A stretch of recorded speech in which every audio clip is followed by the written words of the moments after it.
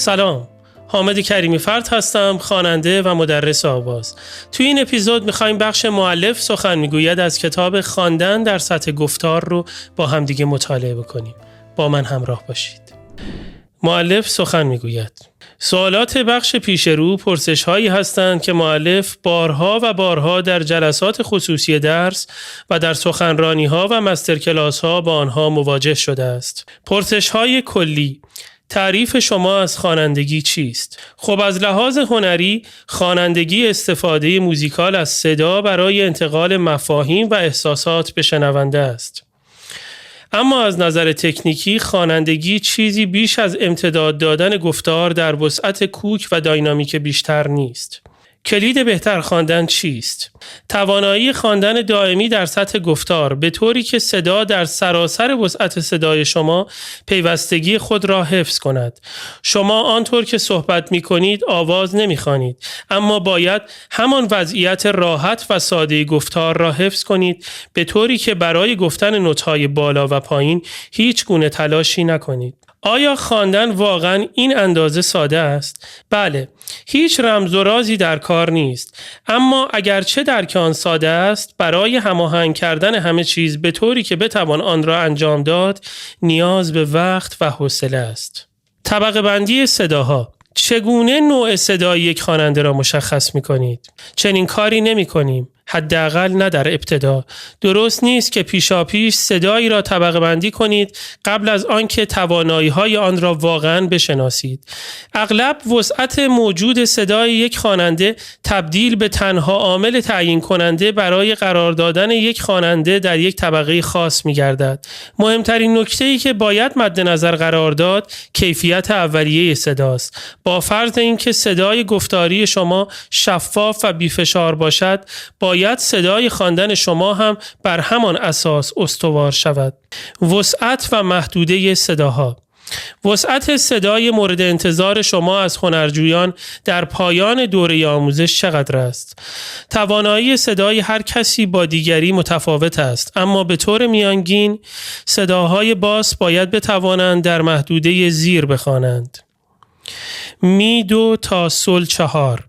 صداهای باریتون باید بتوانند در محدوده زیر بخوانند. سل 2 تا سی 4. صداهای تنور باید بتوانند در محدوده زیر بخوانند. 2 3 تا می 5.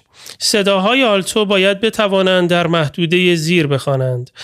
2 3 تا 2 6. صداهای متسو سوپرانو باید بتوانند در محدوده زیر بخوانند. سل 3 تا می بمول 6. صداهای سوپرانو باید بتوانند در محدوده زیر بخوانند. سل 3 تا فا 6. همه صداها باید بتوانند در سرتاسر وسعتشان صدایی پیوسته و در سطح گفتار را تولید کنند. آیا این طبقه بندی ها شامل نوت‌های بیش از حد بالایی نیستند؟ نه، اگر که حنجره در وضعیت آرام، آزاد و پایدار سطح گفتار باقی بماند و به تارهای صوتی اجازه دهد که آزادانه خود را با جریان هوا تطبیق دهند. شمار افرادی که خواندن آن نوت‌ها به سادگی در محدوده توانایی تکنیکشان قرار دارد بسیار بیشتر از آن است که تصور می‌کنید. ممکن است نتوانند این نوت‌ها را برای کشش‌های طولانی نگه دارند، اما باید بتوانند آنها را با تکنیک خوب بخوانند. از این طریق آنها همواره ذخیره‌ای از نوت‌ها دارند که فراتر از احتیاجات معمول هر آوازی است که می‌خوانند. پرورش کیفیت صدا: چگونه تعیین می‌کنید که رنگ صدای هر خواننده چگونه باید باشد؟ باز هم تعیین کردن آن با من نیست. صدای هر خواننده باید تابعی از آناتومی منحصر به فرد خود او باشد و نه چیزی که از قبل توسط یک معلم یا خود خواننده تعیین شده باشد. باید ترکیبی از کیفیت‌های رزونانسی بالا، پایین و میانی باشد که چنانچه حنجره در حالت آزاد و پایداری باقی بماند حاصل می شود. نفس کشیدن چه نقشی ایفا می کند؟ آیا نفس کشیدن درست نقش مهم مهمی در کیفیت خوب صدا ندارد؟ البته که چنین است، اما معلمان آواز برای مدت‌ها در مورد اهمیت تنفس مبالغه کردند. تنفس درست هم مانند کیفیت رزونانسی صدای هر فرد پیامد جانبی تکنیک خوب است. نباید هرگز به طور مستقیم بر روی تنفس کار کنید، مگر اینکه طرز ایستادن شما نامناسب و قفسه سینه فشرده باشد، به طوری که هنگام بازدم فرو افتاده و در خود جمع شود. شما با عادت دادن حنجره به ثابت ماندن و آرام کردن ماهیچه‌های بیرونی به طرز غیر مستقیم تنفس مناسب برای صدای خوب را پرورش می دهید. وقتی رویکرد شما به آواز شیوه در سطح گفتار باشد، همه چیز از جمله مقدار هوای مورد استفاده برای نوسان تارهای صوتی به طرز خودکار عمل خواهند کرد. معلم من میگوید که برای داشتن صدایی تمیزتر باید در طرز بیان قدری اغراق کنیم. نظر شما چیست؟ بسیاری از خواننده ها تصور می کنند که علت کدر شدن صدایشان طرز بیان غلط است. در نتیجه طرز بیان خود را تغییر داده و یا در آن اغراق می کنند.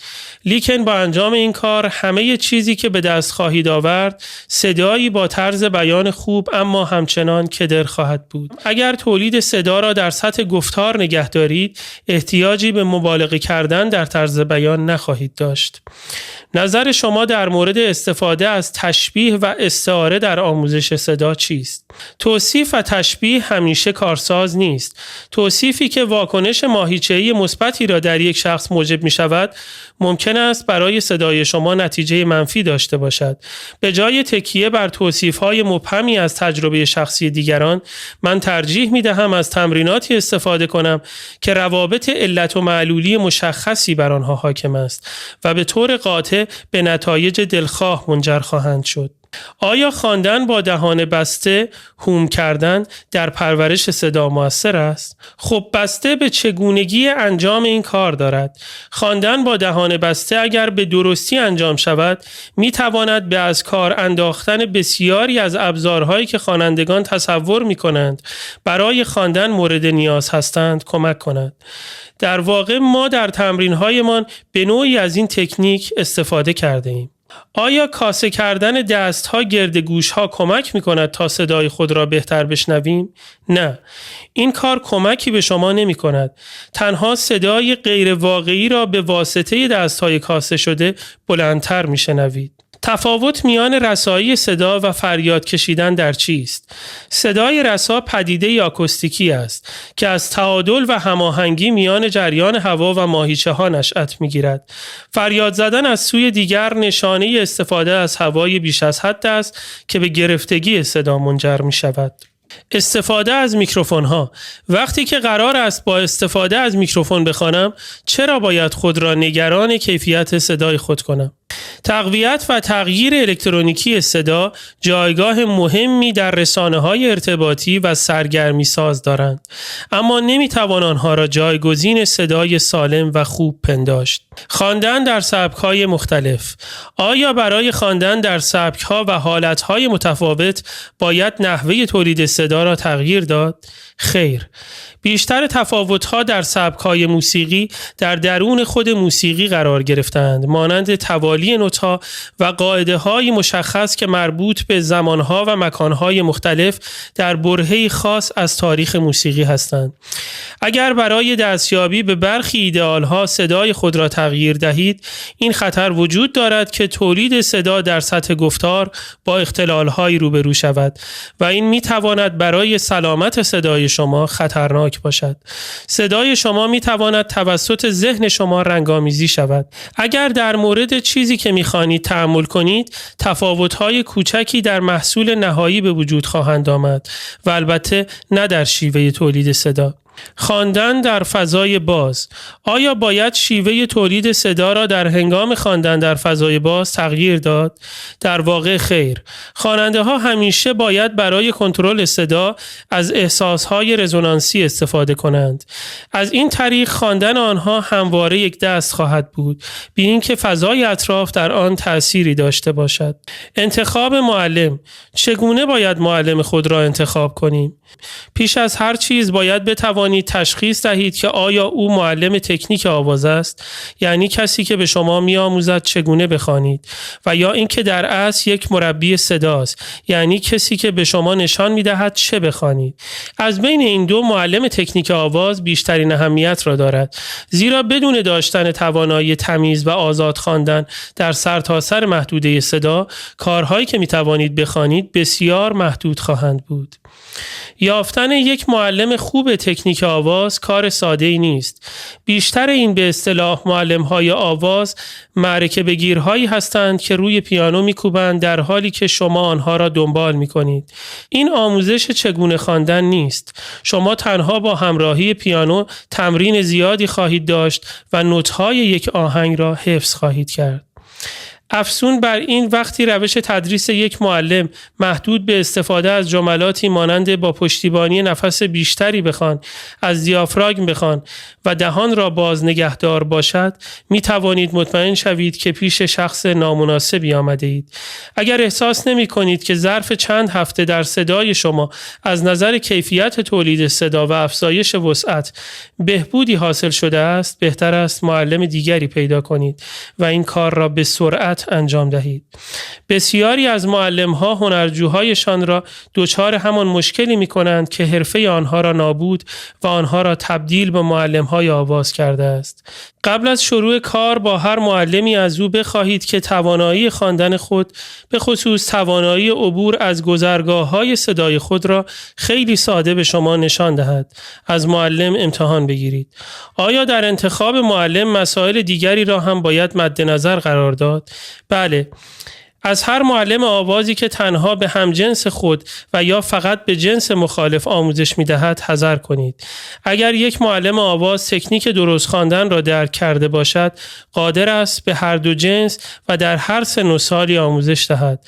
همچنین مراقب معلم‌هایی باشید که سعی می‌کنند شما را وادار کنند شبیه به خودشان و یا طوری که تصور می‌کنند بهتر است بخوانید. یک معلم آواز باید تنها در جهت پیشبرد آزادی در خواندن که کاراکتر مخصوص صدای خودتان را بیرون خواهد کشید تلاش کند. آیا لازم است که معلم آواز پیانو بنوازد؟ او باید تا حد ممکن توانایی نواختن پیانو را داشته باشد، اما نه به ازای کمبود دانشی جامع در مورد صدا. باید حداقل بتواند تمام گام‌ها و تمرین‌های مورد استفاده در تعلیم صدا را بنوازد.